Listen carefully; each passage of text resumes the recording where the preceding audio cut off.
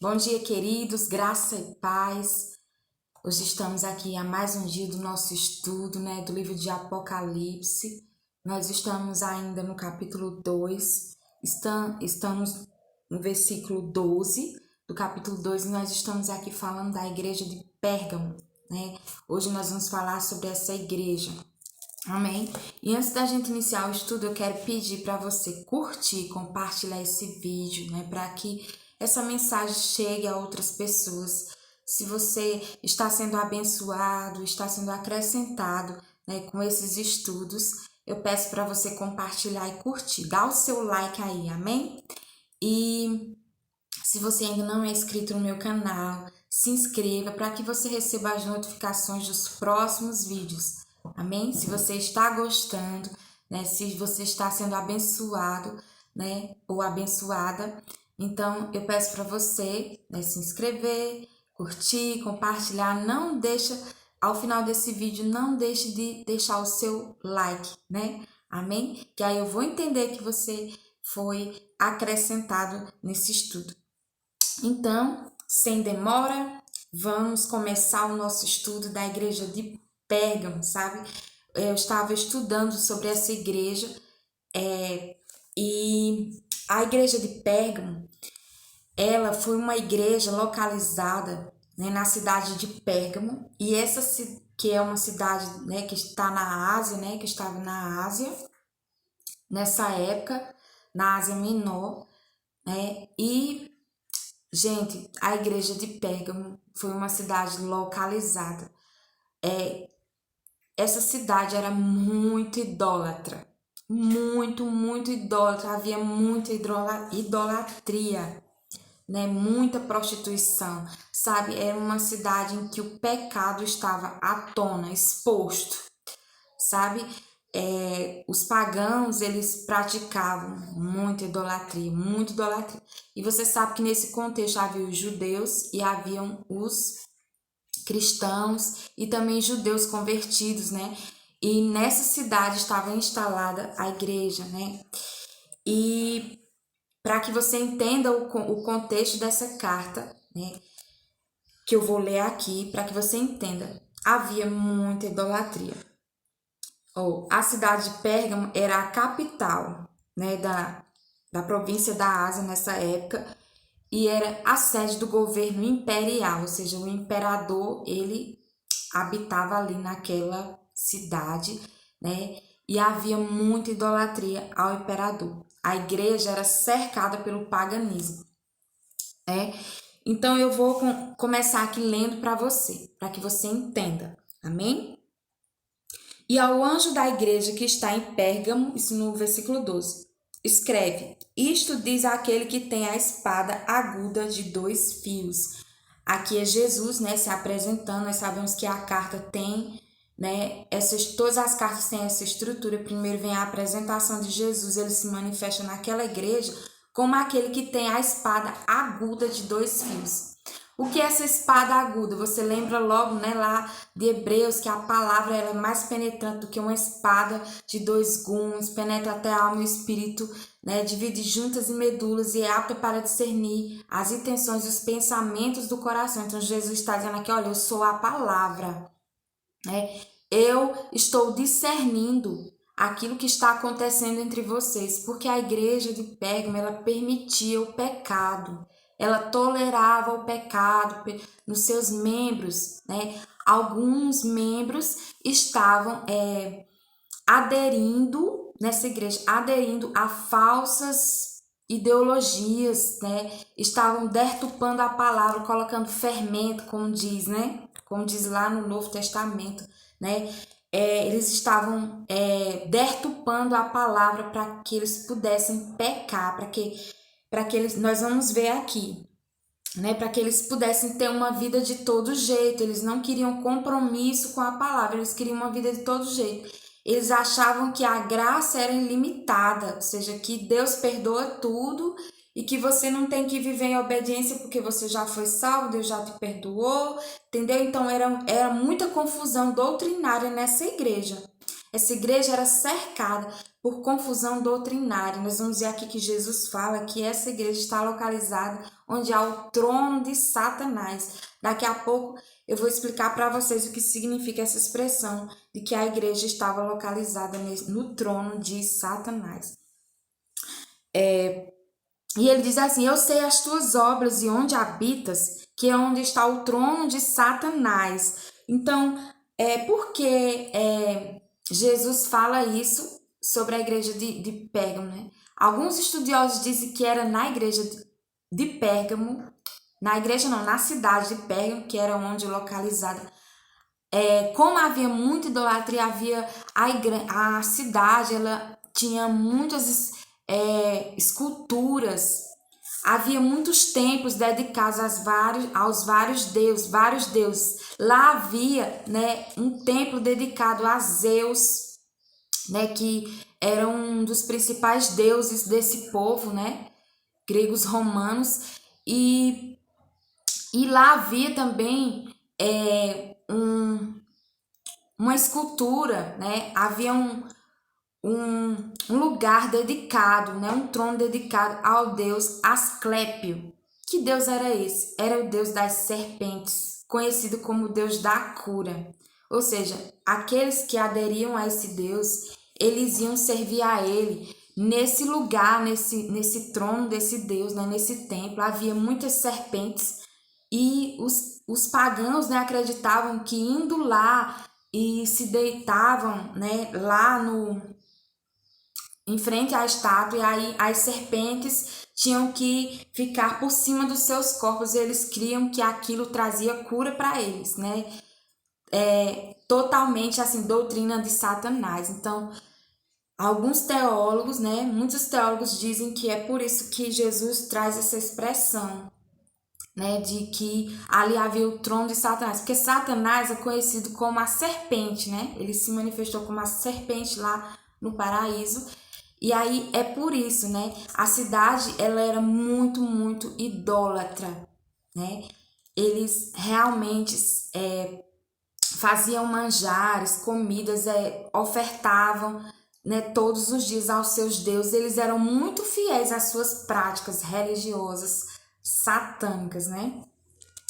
E era por isso que Jesus diz isso, né? E a igreja, ela estava nesse contexto, ou seja, ela tinha que resistir ao pecado, à tentação, né? Porque eles eram pressionados, os cristãos eram pressionados de todos os lados para se corromper, e eles precisavam lutar contra essa corrupção, né, que estava diante deles, o mundo, as coisas do mundo, né, as práticas mundanas, as crenças falsas, o engano, né, a apostasia, essa cidade, né, tinha tudo isso. Era uma coisa terrível, né? Só era crente mesmo aquele que tinha convicção do Deus a quem servia. E aí Jesus diz assim: mais umas poucas coisas tenho contra ti. Antes disso eu vou continuar lendo, que eu parei aqui no trono de Satanás, não foi? Aí Jesus diz assim: e retens o meu nome, não negaste a minha fé. Então Jesus está elogiando aqui, um elogio para esses crentes, né? Alguns desses crentes, que não eram todos que tinham se corrompido, né? Nós vamos ver que eram alguns. E aí ele cita aqui Antipas, né? Ele diz: ainda nos dias de Antipas, minha fiel testemunha, o qual foi morto entre vós, onde Satanás habita, né? Ou seja, Satanás estava atuando ativamente naquele lugar por meio da idolatria, né? Por meio da prostituição que eles, né, faziam aos seus deuses, eles entregavam manjares aos seus deuses e se prostituíam, entendeu? Era uma coisa horrível. Aí ele diz assim: mais umas poucas coisas tenho contra ti, porque tens lá os que seguem a doutrina de Balaão. Ainda tinha isso, né? Essa igreja, ela tinha confusão doutrinária, né? Ela tinha essa confusão doutrinária, ou seja, eles estavam aderindo a doutrinas falsas. Doutrina de Balaão aqui significa doutrinas falsas, doutrinas que perturbam o verdadeiro evangelho, né? Nós sabemos que Balaão foi um profeta que se vendeu a um rei chamado Balaque, né, um rei midianita que queria prejudicar o povo de Deus, o povo de Israel, né? Ele se vendeu, esse rei, né, pagou a ele para ele amaldiçoar Israel, mas Deus não permitiu, né? Toda vez que ele ia amaldiçoar Israel, Deus colocava palavras na boca dele de bênção. Mas nós vemos aqui que Balaão fez outras coisas também. Ele fez com que ele deu conselhos às mulheres moabitas para ele se prostituir com o povo de Israel, né? E houve muitas mortes, né? Essa passagem está em Números, né? Houve muitas mortes de israelitas por conta desse pecado contra o Senhor, porque eles se prostituíram com mulheres mundanas dentro do arraial, né? Dentro da congregação do Senhor lá, do arraial onde eles viviam. Então foi uma coisa terrível, né? O sacerdote teve que matar, né, as mulheres pagãs, né? Ou seja, cortar o mal pela raiz, né? Então você pode ler essa história lá em Números, que eu não vou entrar em detalhes aqui, né? Porque senão vai estender muito, amém? E é muita informação, muito conhecimento, glória a Deus. Quanto mais a gente estuda, mais a gente percebe que não sabe de nada, né, querido? E aí ele diz assim, o qual ensinava Balaque a lançar tropeços diante dos filhos de Israel para que comessem dos sacrifícios da idolatria e se prostituíssem. Então toda vez que esse povo ia servir a outros deuses, eles comiam dos manjares, né, da mesa corrupta que havia, né, ou seja, comidas que os israelitas não podiam comer porque eram sacrificadas a ídolos, né? E aí Deus diz bem assim, assim tens também os que seguem a doutrina dos nicolaítas, ou seja, outra doutrina pervertida, né? Os nicolaítas, eu estava pesquisando, estudando, e eram um grupo que dizia assim, que a graça do Senhor era ilimitada, que você podia viver de todo jeito, que você ia ser salvo, né? E hoje nós vemos ainda hoje isso, né? Doutrinas falsas, doutrinas que, ou seja, que não pregam a santificação, que não falam mais de santidade. Tem que haver, né? A santidade, né? Deus nos chamou para a santificação. Sem santidade ninguém verá o Senhor. A Bíblia diz isso. Então, nós vemos aqui que a igreja de Éfeso não tolerava essas práticas, né, dos nicolaítas, já que na igreja de Pérgamo eles aderiram, né, eles aceitaram, né, porque eles não tinham, parece que eles não tinham essa iluminação da palavra, eles não tinham essa identidade doutrinária, eles não tinham, assim, esse fervor, esse cuidado pela palavra, né, e na igreja de Éfeso a gente viu que tinha, né. Aí você pode também depois estudar sobre a igreja de Éfeso no vídeo que eu tenho aí no canal. Quem tem ouvidos, ouça o que o Espírito diz às igrejas. Ah, perdão, querido, deixa eu voltar aqui. Eu parei aqui. O que ensinava Balaque... Não, foi aqui. Assim, tens também os que seguem a doutrina dos nicolaítas. Foi aqui que eu parei. Perdão, queridos. O que eu aborreço. Arrepende-te, pois, quando não, em breve virei a ti e contra eles batalharei com a espada da minha boca. Espada quer dizer autoridade, né? Jesus disse, olha, se vocês não se arrependerem, né, a minha espada, ou seja, a palavra, vai condenar vocês, né? Ou seja, a verdade é a palavra, então Deus vai nos julgar pelas nossas obras, né? Ou más ou boas, Deus vai nos julgar pelas nossas obras, porque a fé sem obras é morta, né? E Deus ele vai julgar cada obra. Amém? Então ele diz, olha, eu virei a vocês com a espada da minha boca, né? Nós sabemos que espada quer dizer poder, autoridade, né?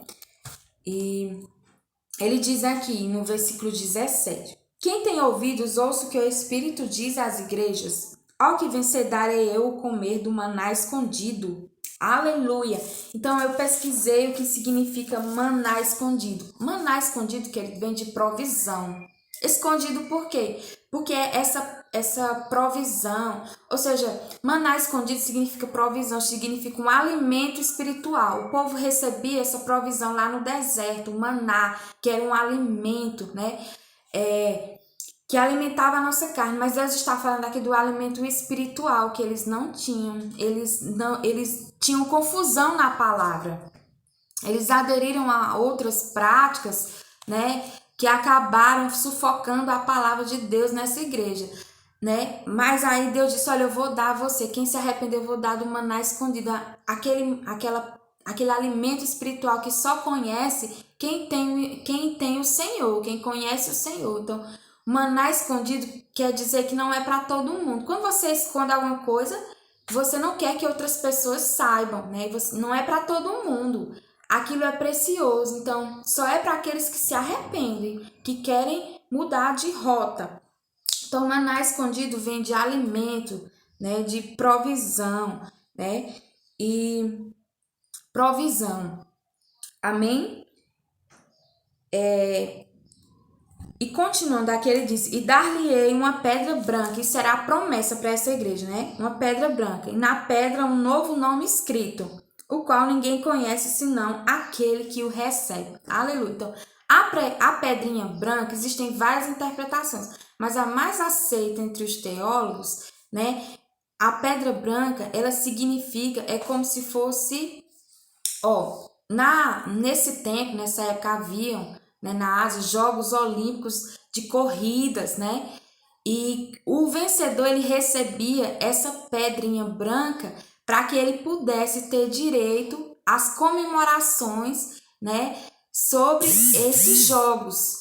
E para que ele pudesse ter direito aos troféus, à mesa posta para os vencedores. Então, todo aquele que vencia a corrida, né, nesses Jogos Olímpicos, que os gregos, os romanos promoviam. Então, Deus estava fazendo essa alegoria, né?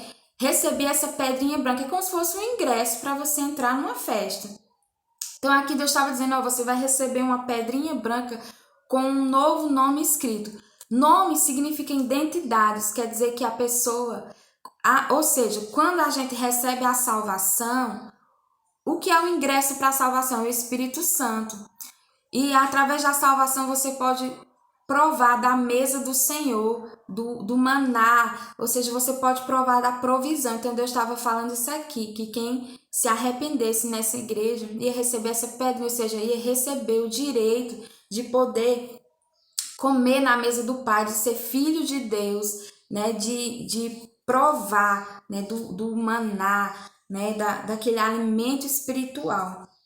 Então Deus estava dizendo isso para essa igreja. Essa pedra branca, né, tem a ver isso. Então, por que um novo nome? Porque é uma nova identidade em Cristo. Você se torna uma nova criatura. E ele diz assim: só aquele que recebe a pedrinha sabe o que é que está escrito, porque a salvação ela é individual, é algo particular entre você e Deus. Então, só você sabe quem você era e quem você se tornou, só você e Deus. Então, Deus ele conhece o mais profundo do coração, então isso é íntimo. Então, só você e o Senhor sabem o que significou para você, né? Aquela decisão de você aceitar verdadeiramente a palavra que é Jesus, né? E viver esse evangelho sem misturar ele com as coisas do mundo, né? Nós não podemos ser crente na igreja, assim, ser crente Raimundo, como diz, né? Um pé na igreja e outro no mundo. Nós temos que ter uma vida de santidade, né? Porque aí nós receberemos, né, a vida eterna. Então, nós vemos aqui que praticamente a promessa de Deus, né, em todas as cartas, só que ele diz de forma diferente, é a vida eterna, é a vida com Jesus, é você desfrutar daquela mesa, né, que ele fala, a mesa lá no Salmos 23, né, a mesa que Deus põe entre os nossos inimigos, ou seja, nessa época, né, o costume romano de atribuir pedras brancas a vencedores de jogos de atletismo, né?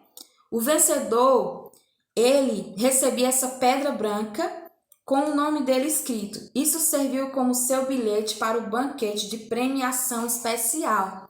Então, nós temos, né? Nós temos esse ingresso que é o Espírito Santo em nós, para que nós possamos entrar, né? No casamento da noiva, porque nós somos a noiva no casamento, né? Ou seja, o Senhor é o noivo, nós somos a noiva e nós temos essa ligação do Senhor, né?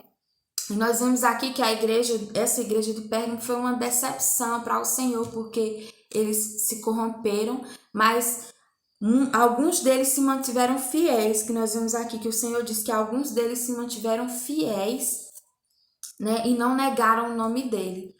Mas o Senhor deu uma chance para esses outros, para eles se arrependerem e se voltarem para o verdadeiro caminho. Então, eu espero que vocês tenham entendido. Eu tentei explicar aqui de uma forma bem simples, né? Se você ficou com alguma dúvida, você pode me procurar, pode fazer uma pergunta e eu posso responder. Amém? Então, é isso. Espero que você tenha entendido.